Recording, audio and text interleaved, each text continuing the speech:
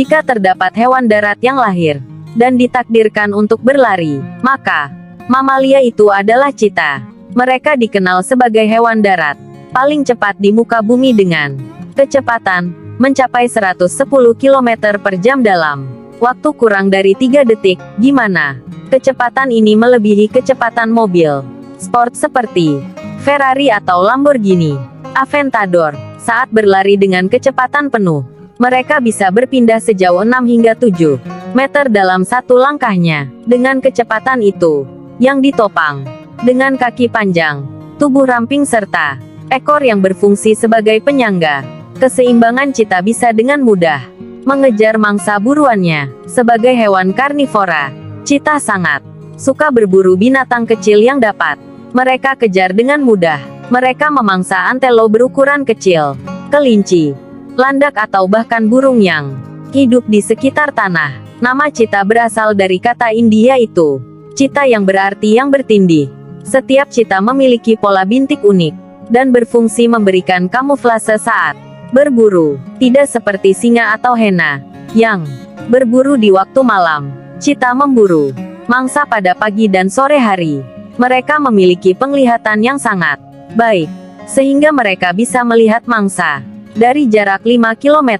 Mereka juga dilengkapi dengan jalur air mata berwarna hitam. Garis yang terdapat pada wajahnya itu berfungsi mengurangi silau matahari, yang memungkinkan cheetah mengincar mangsa dalam kondisi terik matahari yang sangat menyilaukan.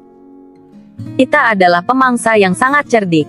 Mereka mengejar dan menerkam mangsa hanya ketika mangsa tersebut terdapat dalam jangkauannya. Mereka juga sangat pintar mendeteksi hewan yang paling lemah. Meski dikenal sebagai pemburu cerdik dengan kecepatan yang luar biasa, cheetah memiliki sisi kelemahannya. Kecepatan cheetah yang luar biasa berdampak pada fisiknya yang cepat lelah.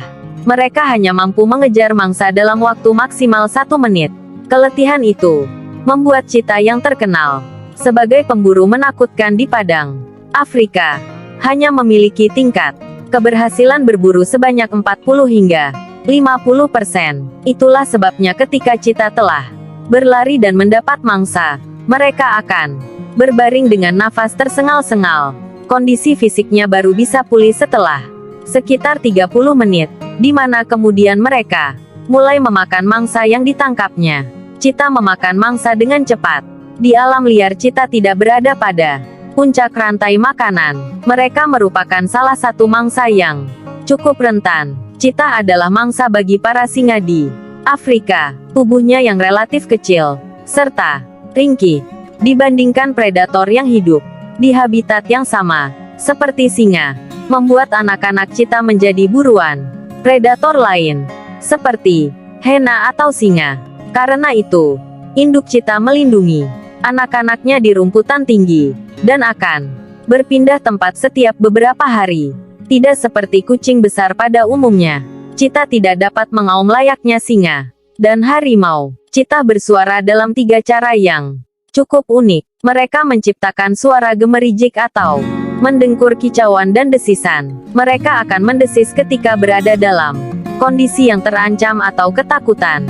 Tetapi suara paling unik serta paling menyeramkan yang dikeluarkan oleh kucing besar ini adalah kicauan yang biasanya digunakan untuk mencari anggotanya, di mana suara kicauan ini dapat dengan mudah disalahartikan sebagai suara burung.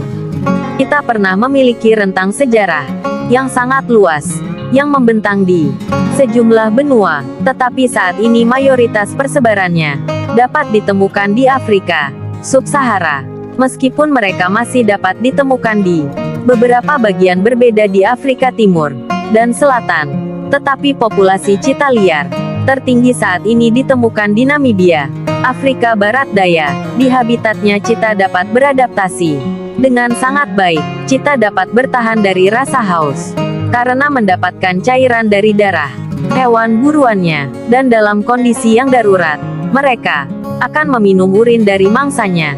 Adapun asupan mineral dapat mereka peroleh dengan cara menjilati lumpur atau menjilati bulunya setelah berguling-guling di atas pasir. Di alam liar, cheetah memiliki tingkat harapan hidup hingga 12 tahun. Sementara di penangkaran mereka bisa hidup hingga 20 tahun. Tetapi kabar buruknya, terdapat lebih dari 100.000 cita pada tahun 1900. Sementara saat ini, hanya terdapat kurang dari 7.000 cita di alam liar.